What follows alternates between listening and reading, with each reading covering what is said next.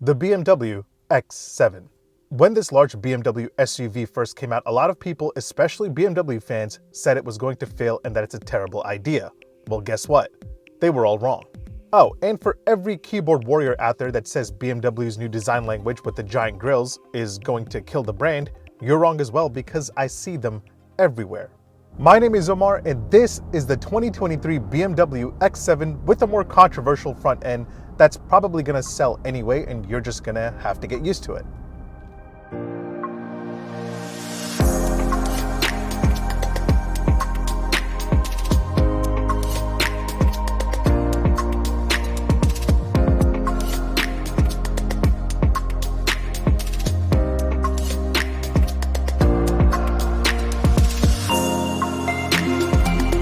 Alright, so the new BMW X7 is here. Well, kind of. This isn't a new generation for the X7. This is still very much the same large BMW SUV, but significantly updated. And by significantly, I mean this could almost pass for a completely new generation. According to BMW, the new X7 focuses around three things: more presence, more technology, and more sportiness. And of course, that also means that it costs more money. How much more? Well, prices start at $77,850 for the X7 xDrive 40i, which is about $3,000 more than the outgoing model. The more powerful X7 M60i starts at $103,100, and if you want to go all out and get the Alpina XP7, that starts at $145,000. But the xDrive 40i that I'm testing here with a few options will run you around $94,000. So now that you know how much it costs, let me give you a tour of the new X7, starting with the exterior design, the more presence part. And don't worry, the grille isn't the more that I'm talking about. You see, the grille isn't the controversial part about the new X7. In fact, I don't think it's any bigger than the last one. I bet BMW designers were itching to make it bigger, but then they were like, all right, let's not let this get out of hand. But yeah, the controversial part are these new split headlamps. From my perspective, I'm just upset that you no longer have the dual circular headlamps on BMWs. These are the same headlamps that you get on the new 7 Series, where the daytime running lights and the turn signals sit at the top part and the actual headlights sit below that. Honestly, I feel like it gives the illusion of a larger grille, so those BMW designers may have gotten a little sneaky. Either way, I don't absolutely hate it. It's definitely unique and it does give this more presence. Now for 2023, you can get the grille as BMW's illuminated kidney grille. It's standard on the M760i, but optional on the xDrive 40i with the M Sport Professional package for an extra $1,350. However, don't think that it just stays on all the time when you're driving around like it should. It only illuminates when you're parked and a door is open, which I don't know whose decision that was. Now from the side, the X7 looks pretty much the same as the outgoing model. You do have some new wheel choices. I'm riding on 22s right here. You also have a bunch of new color choices. This is definitely my personal favorite color. It's called Brooklyn Gray, and I think it looks really nice with the M Sport Professional package. And then swing around the back, it's also the same. No significant design touches have been made to the rear end, besides the taillights, which have a nice design integrated into the lights. I think that looks really cool. All right, so let's talk about the interior of the new X7. Now, it is a little chilly out today, so I'm gonna turn on my heated seats and my heated steering wheel, but bear with me, it's a little bit of a process because a lot of the buttons from the center dash are now gone. Even the famous BMW 1 through 8 shortcuts are no longer there. Welcome to more technology. So now the only buttons that you have right up here are your volume control, your track change, your hazard lights, and your buttons for the front and rear window defrost. Everything else now basically lives in this giant curved skateboard that houses a 14.9-inch display for the iDrive 8 infotainment system and a 12.3-inch digital gauge cluster display. Now, yeah, since there are less buttons here, it looks a lot cleaner, but that means to turn on your heated or cooled seats or your heated steering wheel or to change any climate functions, you have to hit climate menu and then do it from here. Now, I get it, this is the new way of doing things for every luxury brand out there, but I will always prefer physical buttons for my most used features. Of course, you could just talk to it and turn on your heated seats or heated steering wheel or change the temperature and many other things, but imagine having people in the car and mid-conversation you just go, "Hey BMW, turn on my heated seats." Okay. That's just weird. I'm activating the driver's seat heating. But yeah, other than that, you have iDrive 8 and it's a pretty straightforward system. You've got a bunch of widgets as your home screen that you can customize. You can add widgets and delete widgets, whatever you want to do.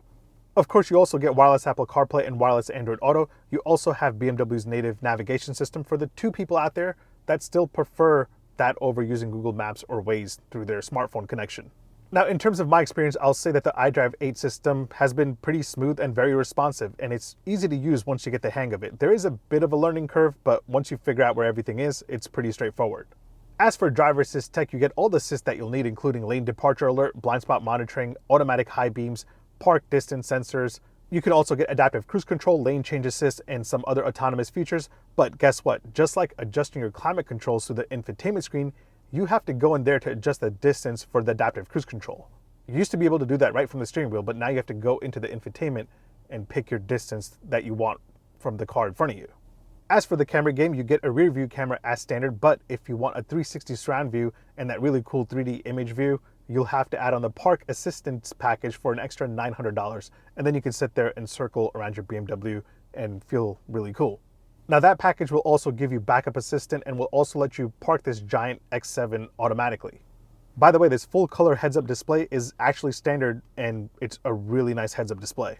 Now moving over to the gauge cluster, again, it's just as sharp and crisp as the center screen. It's very informative and you have a bunch of different layouts and information that you can customize to set up for your personal liking. Of course, depending on the drive mode that you're in, the gauge cluster will adjust its theme accordingly. My personal favorite is the sport theme right here. All right, let's talk comfort and convenience. Now, whether or not you like having a bunch of physical controls, the move has made the cabin of the X7 feel cleaner and simpler. And the interior itself has been updated with more standard features like heated front seats. If you want ventilated front seats or massaging front seats, that will be extra. Now the X7 also gets a new vegan surface material called Sensafin, which definitely feels like real leather. But don't worry, you can get full merino leather as an option on the X-Drive 40i and it's standard on the M60i. But yeah, these front seats are very, very comfortable. Some of the best BMW seats that I've sat in. By the way, you do have a ton of ambient lighting in here and it looks really, really nice at nighttime, especially this X7 light bar in front of the passenger. Hop in the second row of the new X7 and you're working with 37.6 inches of legroom back here. I'm about 6 foot tall. That is my seating position. As you can see, I have a good amount of room. It's actually a pretty comfortable place to be overall. You can swap out the second row bench seats for second row captain chairs for an extra $850. And if you want to be really nice to your second row passengers and make them really comfortable, you can give them heated second row seats. Now the cool thing about the X7 is that all of the adjustments in terms of sliding the second row forward or back or reclining it is all automatic. Even to get into the third row, you just push this button right here and the front passenger seat will slide forward first to make room for the second row to start moving up. Now it does take a minute, but it does move forward enough to give you enough room to hop into the third row. And if the third row happens to be folded, you can use these buttons right here next to the second row to put them right back up. That's actually pretty convenient. So you don't have to walk around the back in the trunk area to do that. Now, once you get into the third row, you have 33.3 inches of legroom, which isn't terribly comfortable for somebody my size.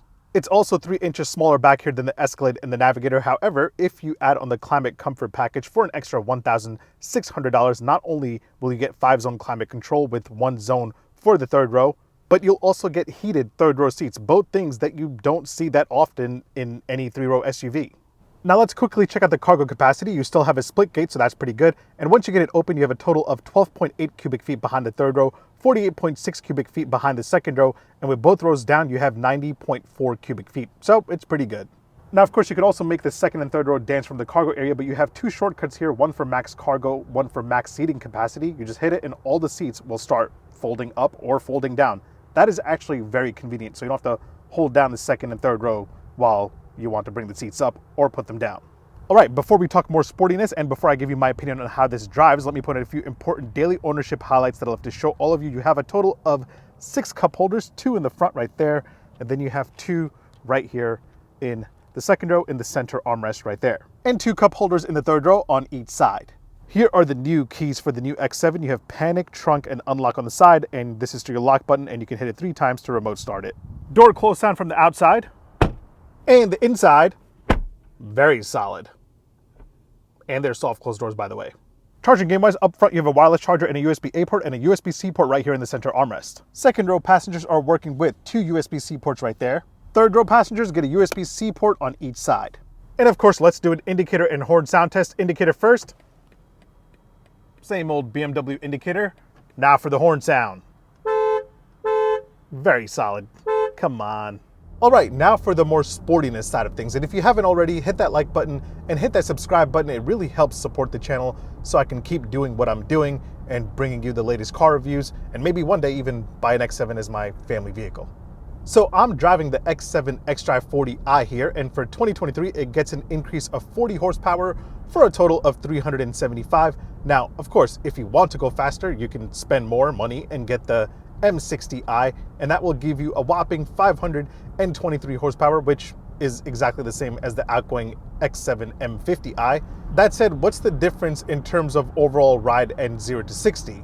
Really, it's just 1 second. So the xDrive 40i here will do 60 in 5.6 seconds, while the M60i will do it in 4.5. Of course, I'm pretty sure that the M60i has a more get up and go attitude, and it better because it costs more than 100 grand. Nonetheless, both handle their size and weight really, really well. This is really one of the few large SUVs out there that doesn't feel like you're driving a large boat. The Cadillac Escalade, the Navigator, even the Mercedes-Benz GLS all feel much more substantial in their overall presence and drive. And if that's something that you don't like, the X7 is what you should be going after. This honestly doesn't feel like you're driving anything much bigger than the X5. Honestly, it doesn't feel like you're moving around in something bigger than an X3. It's very, very light on its feet.